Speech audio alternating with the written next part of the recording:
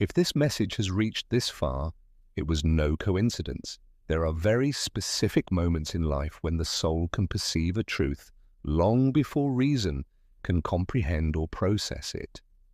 This persistent feeling, this premonition that gives no rest and remains latent in the background of the mind, has a reason and a deep motive. Life tries to communicate something that is directly connected to this story, with this special bond and with a decision that can no longer be postponed. It is not a threat, nor is it an attempt to instill fear with these words. It is about a truth that asks to be heard now, before silence causes more wounds than any misspoken word. The confusion was felt intensely. There are days when everything seems to cool down for no apparent reason, when the physical and emotional distance grows disproportionately, and subsequent moments when signs appear, sudden memories or small gestures that rekindle that flame that has never been completely extinguished. This emotional instability is not a coincidence and not a product of imagination. It is the exact reflection of an inner conflict that does not belong to the one who hears this message, but comes from the other side of the bond. There is a fierce battle between pride and feeling, between the fear of vulnerability and the need to stay, between letting go of connection or having the courage to face one's truth. The universe and the energy observe what escapes the naked eye. These moments of deep longing are perceived when no one else is present. The fear that is concealed is noticed, the words that are rehearsed in front of the mirror and never sent, and the decisions that are delayed due to lack of courage. Because accepting a true commitment necessarily means accepting a profound transformation, and change is always scary. It is frightening, because to love out of authenticity means to renounce control, to dismantle the defense mechanisms built up over years, and to tread an unknown path on which it is no longer possible to feign indifference. Perhaps the question has arisen as to whether the situation is idealized, whether too much is expected of something that seems stuck, or whether this connection is real or just an illusion created by the desire for society. This doubt hurts deeply because it tires the heart, exhausting it to feel that you are giving more, feeling more intensely, and waiting with a seemingly infinite patience. But it is necessary to receive this relief with calm. When a connection is born from a deep and authentic root, it does not expire with time or distance. On the contrary, it transforms, is put to the test, stretches to the limit of resistance but does not disappear. When someone tries to flee from what is real, life itself provides for confronting that escape. There is something that is about to break in this person who has moved away. It is not a negative break, but a necessary breaking of the masks.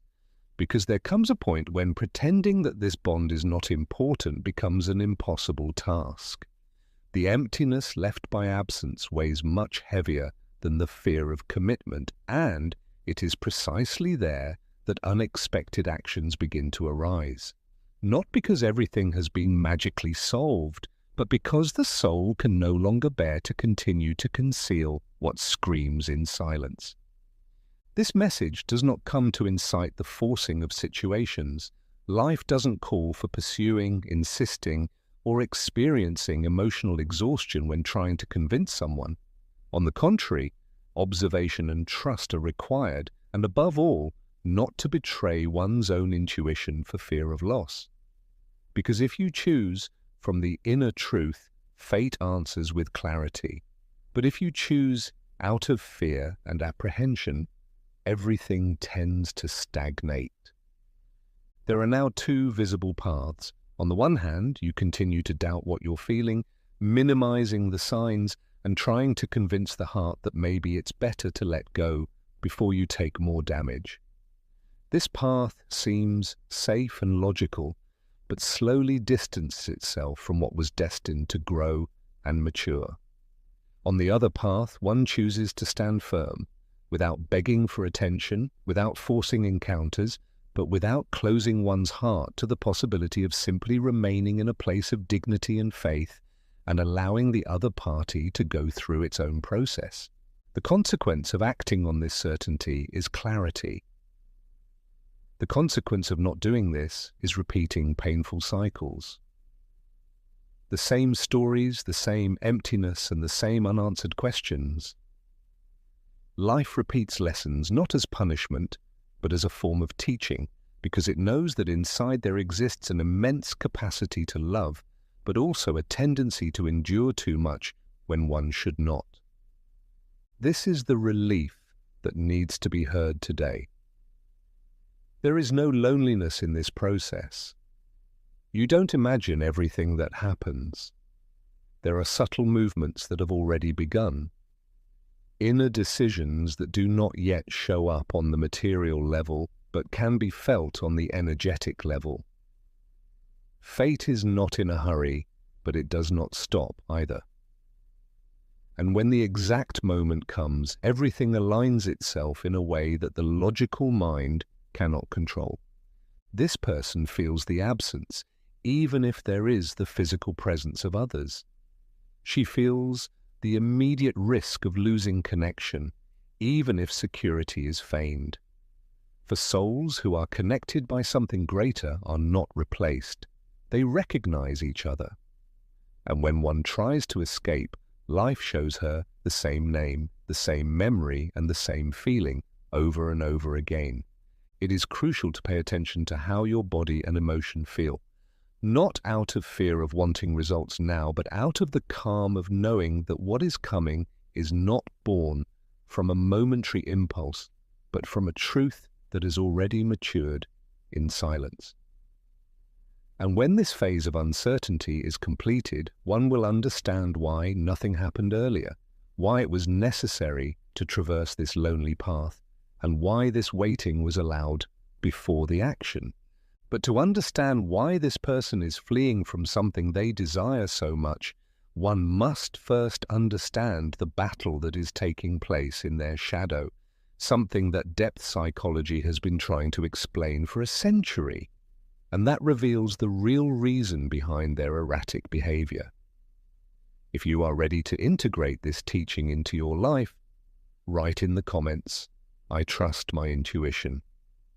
To truly understand why distancing occurs precisely when the connection seems deepest, it is necessary to resort to a vision that goes beyond the superficial. Carl Jung, one of the pioneers in the study of the human psyche, spoke of concepts that explain with surgical precision what is going on in the mind and heart of the one who chooses to create distance. It's not a lack of love or interest, it is about a much more complex psychological and spiritual phenomenon known as the mirror effect and the encounter with the shadow. Understanding this is the key to stop taking the rejection personally and start seeing it as a symptom of an awakening process. When two people share a bond of this magnitude, the connection acts like a flawless mirror. A mirror does not judge, it simply reflects everything that is placed in front of it with absolute clarity. In this bond, the other person not only sees the light, affection, and understanding offered to them, they also see their own shortcomings reflected, their unresolved fears and their old wounds that have not yet healed. Jung explained that everything that is not confronted on the inside makes fate appear on the outside. Therefore, the presence of someone who offers unconditional love and complete acceptance can be frightening for those who have not yet learned to love and accept themselves. This is where the concept of shadow comes into play. The shadow represents all those parts of the personality that have been hidden, suppressed, or denied for fear of not being accepted. These can be deep insecurities, feelings of not being enough, or the fear of being abandoned. When the intensity of this love touches these dark zones, the instinctive reaction of the ego is protection.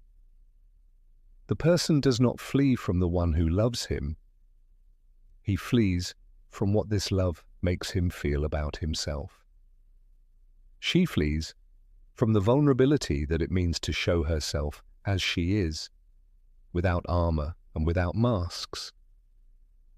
The connection is so bright that it illuminates the corners that this person would rather keep in the dark. This is the origin of the instability that is so confusing. One day, the desire for connection wins and there is rapprochement, warmth, and promise.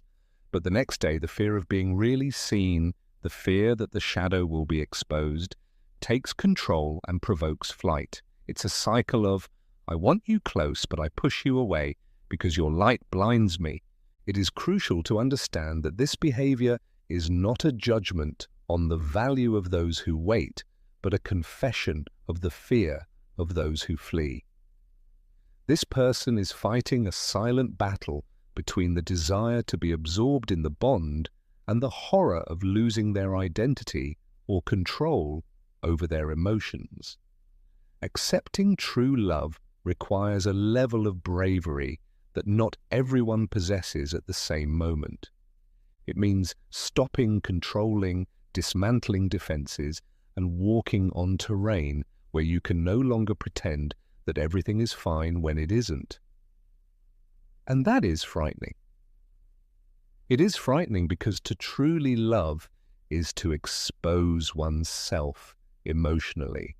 Perhaps you have wondered if you are idealizing, if you are expecting too much, or if this connection is real. This doubt hurts because it tires the heart to feel that you are giving more, feeling more, and waiting more. But you have to listen to this calmly. When a connection comes from a deep truth, it does not go out, it transforms. The most common mistake made at this stage is trying to force the rapprochement, assuming that with more evidence of love, the other's anxiety can be calmed. From the perspective of this psychological mirror, however, the reflection that frightens the other party becomes greater the more one pursues. If you approach someone who is afraid of their own shadow, that person will instinctively back away to protect themselves. The persecution is unconsciously interpreted as pressure to face something for which one does not yet feel ready. Therefore, the instability is not accidental. It is the reflection of an inner conflict that does not only belong to the one who waits.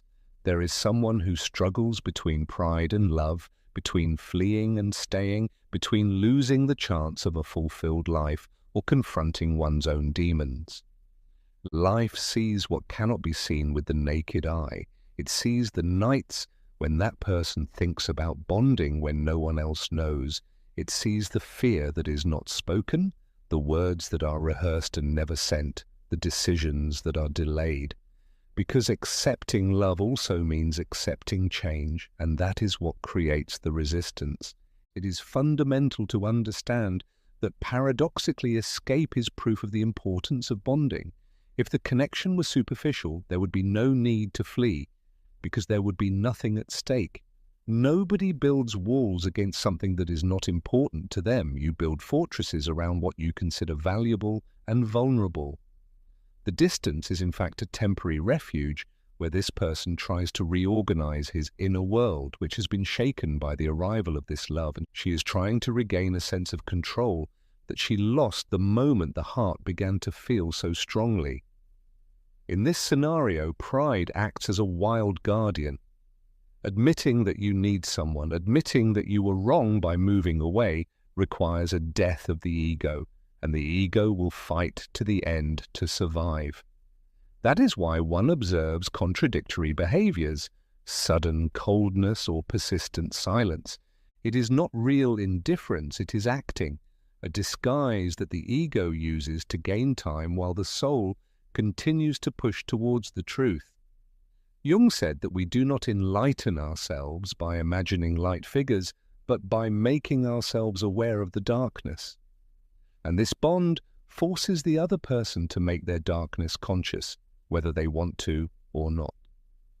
This doubt, which arises when looking at erratic behavior, hurts because it tires to feel that the scales are out of balance.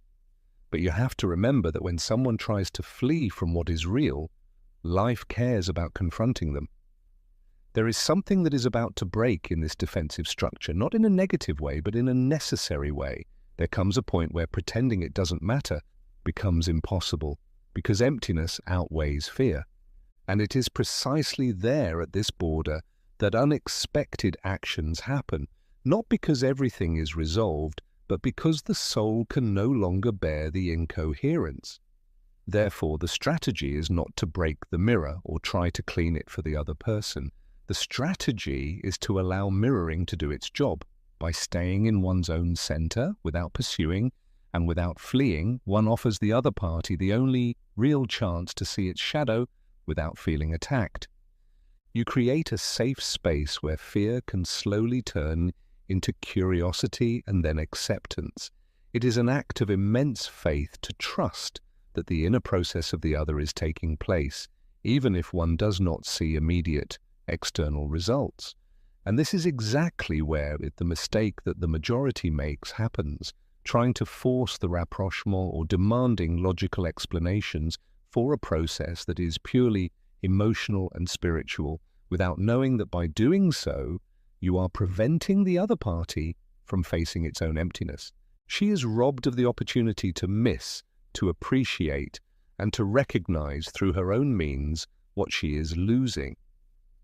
For the return to be real and lasting, it must be born of freedom, and from the other person's own understanding, not from external persistence.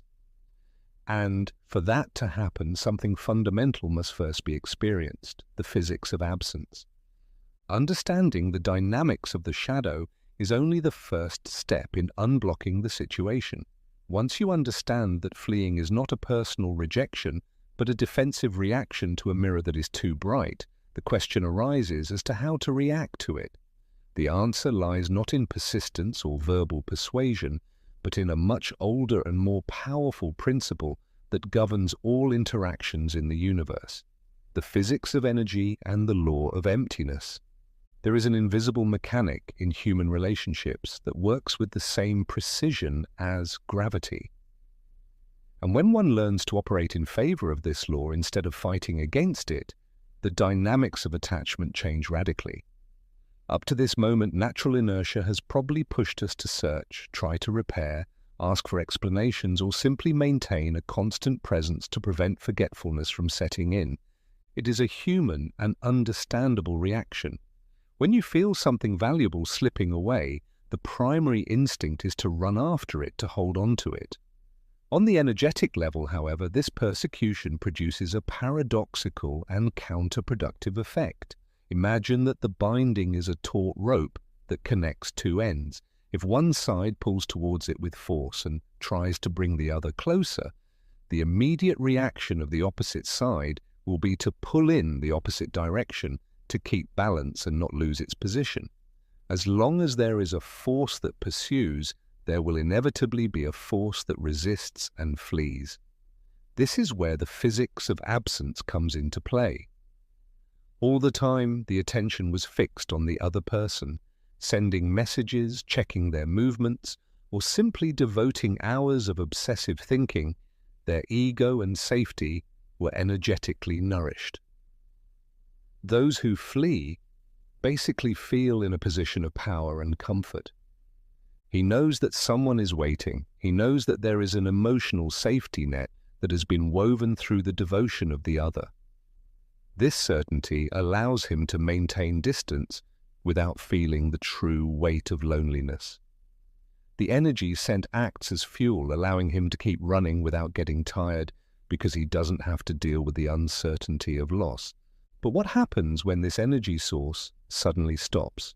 When the conscious decision is made to withdraw attention, not as a manipulation or punishment strategy, but as an act of self-respect and preservation, a drastic change in the equation occurs. By letting go of the rope, the resistance on the other side has nothing left to fight against. The force he exerted to remove himself suddenly loses its purpose, and inertia makes him lose his balance. Those who fled suddenly find themselves in a static space without anyone on their heels, and then true silence makes its triumphant entrance. This silence is not simply the absence of noise or text messages, it is a palpable, energetic emptiness. Physics teaches us that nature abhors emptiness and is always trying to fill it. When the energy that enveloped and supported the other person is withdrawn, a hollow space is created around them. Initially, this person may feel a superficial relief and think that they have reclaimed their living space, but this feeling is fleeting. The relief quickly turns into strangeness and then into deep restlessness. This person begins to notice an unusual coldness, a lack of vitality in their day-to-day that they cannot logically explain. It is as if someone had turned down the volume of her life or turned off a light that, although it sometimes disturbed her with its intensity, gave her warmth and direction. In this state of emptiness, the mind of the one who has gone away begins to work differently. He no longer spends his energy constructing walls or excuses to avoid being reached because no one pursues him anymore. Now this mental energy is free, and since it has no external enemy to protect itself from, it turns inward. Curiosity begins to awaken. He wonders why the search has stopped, whether the interest has perhaps disappeared, or whether he has finally lost this unconditionality that he took for granted. Doubt, which previously belonged exclusively to the one who waited, now changes sides and settles in the mind of the one who left. It is crucial to understand that this process does not happen overnight, but it is inevitable. By withdrawing attention, you give the other party back complete responsibility for their emotions. Before, only one person bore the fear of loss. Now this weight is returning to its original owner. The other party is forced to feel the extent of the separation without anesthesia. She has to face the reality of her life without the constant warmth she received. And it is in this contrast that true appreciation is born. No one appreciates the air until it begins to be absent, and no one appreciates the deep presence of a bond until the absence becomes a tangible reality and not just a distant threat. This energy drain has to be real for it to work. It's no use stopping writing if the mind is still possessed and screaming that person's name in silence. Energy does not know how to lie, and the invisible connection transmits the intention behind the action. The physics of absence requires that the focus really change, returning to one's center, self-care, and growth. When the vibration changes from neediness to self-sufficiency, the message sent to the universe and to the other person is of dignity and high value. And there is nothing more magnetic in the universe than a being who feels complete by himself and does not have to beg for affection to feel valid. At this point, the other person begins to experience what could be called symptoms of energetic withdrawal. It could try to provoke small reactions to check if it is still in control by sending confusing signals or showing fleeting appearances. These are not yet real attempts to return. There are safety checks to see if the rope is still there. If you stand firm and don't react impulsively to these crumbs, the effect on your psyche is doubled. The confirmation that something has profoundly changed in the dynamics creates a new urgency. The safe ground she walked on has disappeared, and now she must learn to hold herself or find a way to repair the bridge she helped burn. The energetic emptiness acts as an amplifier of truth. Without the noise of persecution and drama, the pure essence of feeling remains. If the bond is real, the silence will not kill it. On the contrary, it will make them sound with deafening clarity. The physical distance ceases to be a relief and becomes a silent torment. The other party begins to feel the visceral need to re-establish this connection, not because they are forced to do so, but because their own soul begins to hunger for this energy that they previously rejected. She realizes that the freedom she thought she was looking for feels empty without the person who gave meaning to that freedom. It is a delicate and powerful moment. The scales have evened out. There is no longer any persecutor or persecuted. There are only two beings who face their own truths in silence. And while this attitude of outer non-action but great inner movement is maintained, the ground is being prepared for the next phase. Because if the silence becomes unbearable and the ego no longer receives its usual nourishment, the person will try to fill this gap. She will try to distract herself, look for noise outside to silence the noise inside. But as we will see next, she will very soon discover that when a connection is from the soul, there are no substitutes that can deceive the heart for a long time. The moment the persecution stops, a silent but devastating phase begins for the one who has decided to leave, a phase in which distractions cease to work. Once the energetic emptiness settles in, the initial reaction of the one who has moved away is usually not immediate surrender, but a desperate attempt at avoidance. The human mind, when confronted with an uncomfortable truth or a painful absence, instinctively seeks anesthesia. At this stage, it is very common for the other person to try to fill the void that has arisen with noise, hectic activity, or the presence of other people. It is the ego's last resource to prove to itself that it is in control, that it can survive without this deep bond, and that the decision to leave was right. She immerses herself in work, intensifies her social life, or seeks superficial distractions that allow her not to think, not to feel, and above all, not to remember. However, this is where an inevitable phenomenon occurs if the connection is genuine. While trying to search in other places for what was only found in this special bond, she comes across an invisible wall. Life allows her to seek, it allows her to explore options, and it allows her to try to connect with new energies, but it does so not to punish anyone, but to show the abysmal difference between the superficial and what is of the soul. Every attempt at substitution becomes a painful reminder of what has been lost. This person may be dating, meeting new people, starting conversations with romantic intentions, or simply looking for external validation. But she will notice something that she will find deeply disturbing.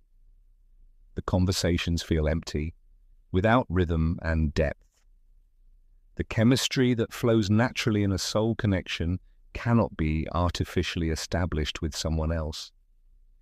This person will find themselves sitting across from someone else, perhaps someone who meets all the logical requirements to be a good partner, and yet they will feel an unbearable existential boredom. She will notice that she has to force laughter, that she has to explain her thoughts too much, that this telepathic comfort does not exist, where glances would be enough to understand each other. What she was looking for as a pleasant distraction paradoxically turns into a silent torture. The comparison becomes inevitable and cruel for the substitutes. Each defect of the new encounter highlights a virtue of attachment that left it behind. The superficiality of the others makes the depth of the connection shine that she tries to forget.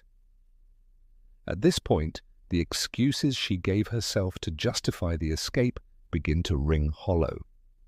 She told herself that she needed space, that she needed freedom, that maybe there was someone better or simpler out there, but reality shows her that simplicity is sometimes synonymous with emptiness, and that freedom is of no use if it feels like a desert. The attempt to convince himself that time will wipe out everything fails miserably. Far from erasing memory, distance and failed comparisons polish it, making it sharper and more desirable. She realizes that the loss of this bond would not be an ordinary loss, but a deep wound that does not heal with distractions or new fleeting stories. When the external distractions fail, silence returns with multiplied force. Then begins what is known in spiritual traditions as the dark night of the soul, but adapted to the psychology of resistance. It is a period of internal crisis in which the defenses fall. This person begins to lose the ability to sleep peacefully. The nights become long scenes of mental debate. The conversations they had are repeated over and over again. the moments when she felt perfectly safe, and the moments when fear made her retreat. She begins to question her own narrative. It can no longer blame the intensity of the other, nor the circumstances, nor the inappropriate timing. She is left alone with her own emotional cowardice, and that is devastating for pride. The pride that previously served as armor now feels like a cage. This person wants to approach. He feels the physical impulse to pick up the phone or to seek an encounter. But it is precisely in this moment of inner exhaustion that a quiet but unstoppable change begins. When the ego breaks because it can no longer bear the burden of its own contradictions, something truer, more honest, arises underneath it: the need for peace. Not for victory, not for control, but for peace in the heart. The longing that she tried to suppress for so long gains strength and transforms into a clarity that can no longer be ignored. She realizes that no other person, no distraction, and no escape can fill the void that is exactly the kind of connection she ran away from. And this realization, as painful as it may be, is the beginning of the willingness to open up again. And then almost imperceptibly, the energy begins to shift. The thoughts become softer, the heart less defensive. Not because the fear has disappeared, but because the insight has matured that the real danger is not in the proximity of the loved one, but in the attempt to live without him. In this silent surrender, the first real impulse to return arises, but not out of guilt, not out of loneliness, but out of the deep knowledge that what you have fled from is exactly what you need to become whole again. And it is precisely at this point, on the threshold between fear and courage, that the moment prepares when the heart finally does what the soul has long since decided.